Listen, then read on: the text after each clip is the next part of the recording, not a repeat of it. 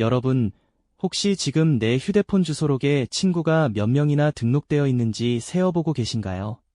어쩌면 오랜만에 모인 동창회에서 혹은 SNS 피드 속 화려한 인맥을 보며 마음 한편에 알 수 없는 불안감을 느끼셨을지도 모르겠습니다. 우리가 오랫동안 당연하게 여겨왔던 친구라는 관계의 의미는 과연 영원불변할까요? 아니면 이미 당신이 생각하는 그 우정의 유통기한은 오래전에 끝났을지도 모른다는 섬뜩한 상상을 해본 적은 없으신가요? 오늘은 바로 이 질문에서부터 이야기를 시작해보려 합니다. 우리는 왜 평생토록 많은 친구를 곁에 두어야 한다는 강박에 시달려왔는지, 그리고 나이가 들면서 친구라는 관계가 어떻게 새로운 모습으로 진화하며 우리 삶에 더 큰 만족감을 안겨주는지 그 흥미로운 변화의 여정을 함께 들여다볼 거예요. 이 여정을 통해 아마도 관계에서 오는 불필요한 압박감과 피로감에서 벗어나 더욱 풍요롭고 의미 있는 삶을 위한 새로운 관점을 발견하실 수 있을 겁니다. 오랫동안 굳어져 있던 통념에 대한 신선한 반전을 기대하셔도 좋습니다. 자, 그럼 시간 여행을 떠나볼까요? 우리 모두에게 친구가 세상의 전부였던 시절이 분명히 있었을 겁니다. 어린 시절, 학교 운동장에서 해맑게 뛰어놀던 아이들의 모습은 그 자체로 우정의 상징이었죠.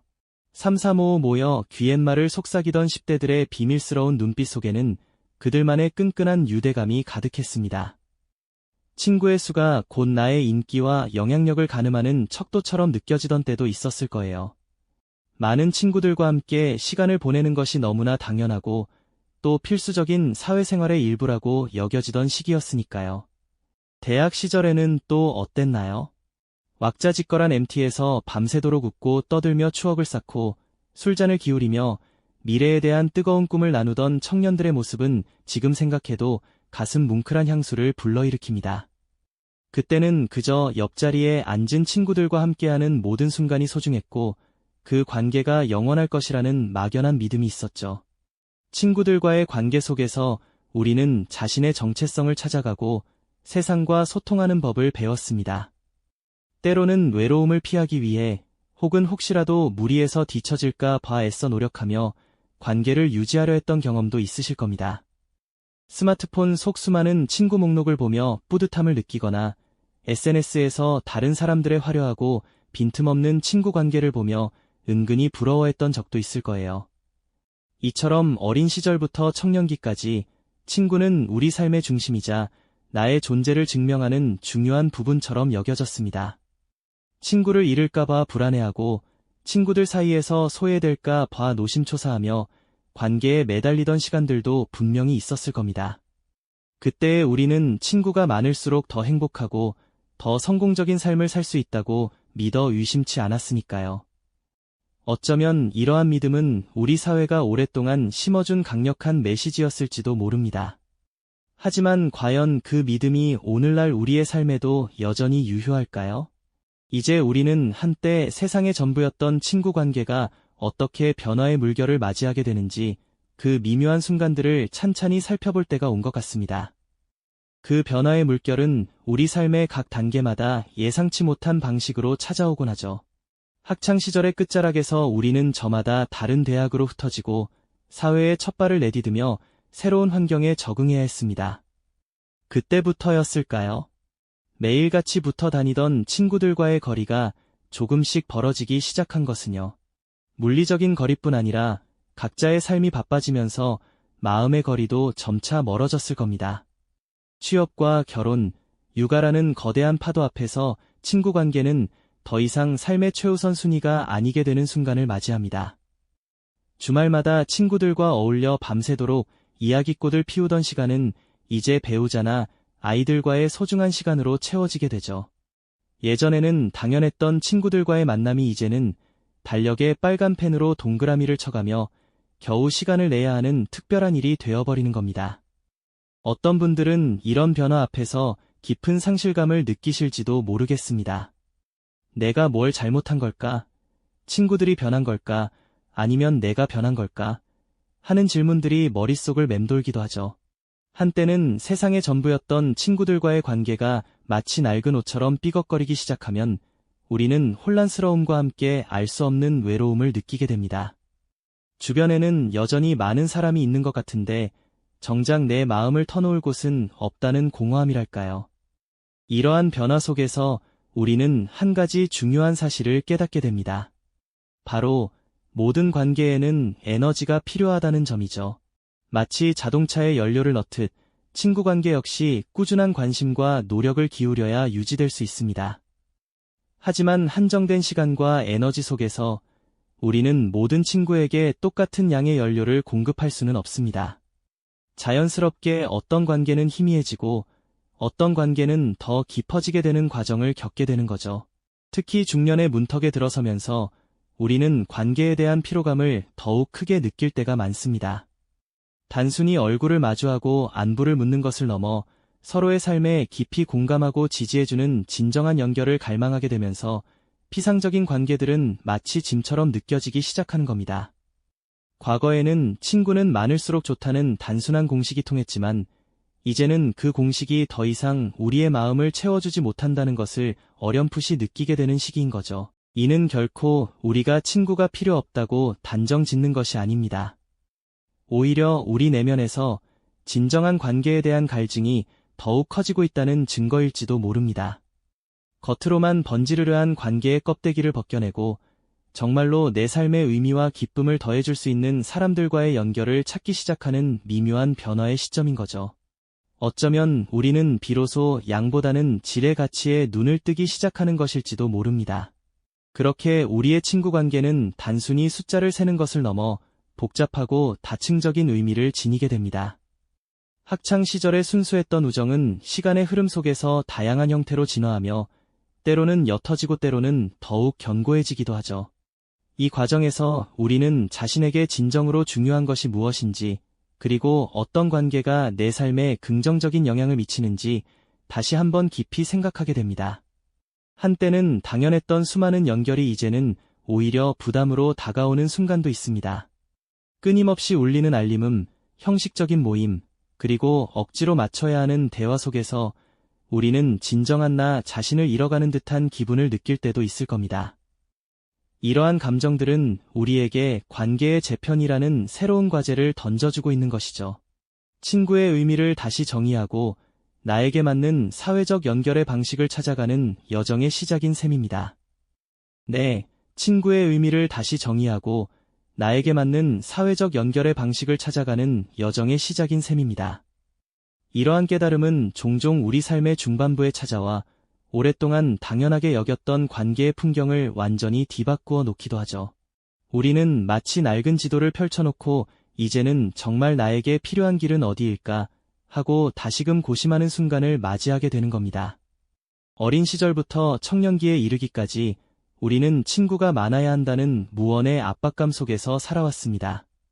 친구의 수가 곧 나의 인기나 사회성을 대변하는 척도처럼 여겨졌고 더 많은 사람과 어울려야만 외롭지 않다는 생각에 휩싸였던 때도 있었을 겁니다. 하지만 중년의 문턱에 들어서면서 우리는 문득 이런 질문을 던지게 되죠. 이 수많은 관계들이 정말 나에게 의미 있는 것일까? 어쩌면 그 관계의 많은 부분이 그저 피상적인 교류에 불과했고 오히려 우리에게 불필요한 에너지를 소모하게 만들었다는 것을 깨닫는 순간이 찾아오는 겁니다. 예를 들어볼까요? 매주 참석해야 하는 의무감 가득한 모임이나 정작 속 깊은 이야기는 나누지 못하고 겉도는 대화만 이어지는 단체 채팅방 속에서 우리는 알 수 없는 피로감을 느끼곤 합니다.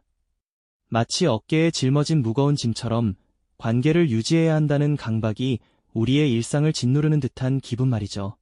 이런 순간 우리는 더 이상 타인의 시선이나 사회적 기대에 맞춰 관계를 확장하기보다 나 자신에게 집중하고 진정으로 소중한 것에 에너지를 쏟고 싶다는 강렬한 열망을 느끼게 됩니다. 이것은 결코 사회로부터 고립되겠다는 선언이 아닙니다. 오히려 나를 위한 관계의 재정의이자 홀로 설 용기를 내는 과정에 가깝습니다. 더 이상 불필요한 관계 속에서 나를 잃어버리지 않고 온전히 나 자신으로 존재할 수 있는 시간을 찾아가는 것이죠. 혼자서 조용히 책을 읽거나 좋아하는 그림을 그리거나 혹은 아무 생각 없이 숲길을 걷는 시간 속에서 우리는 그동안 잊고 지냈던 내면의 평화와 만족감을 다시 발견하게 됩니다.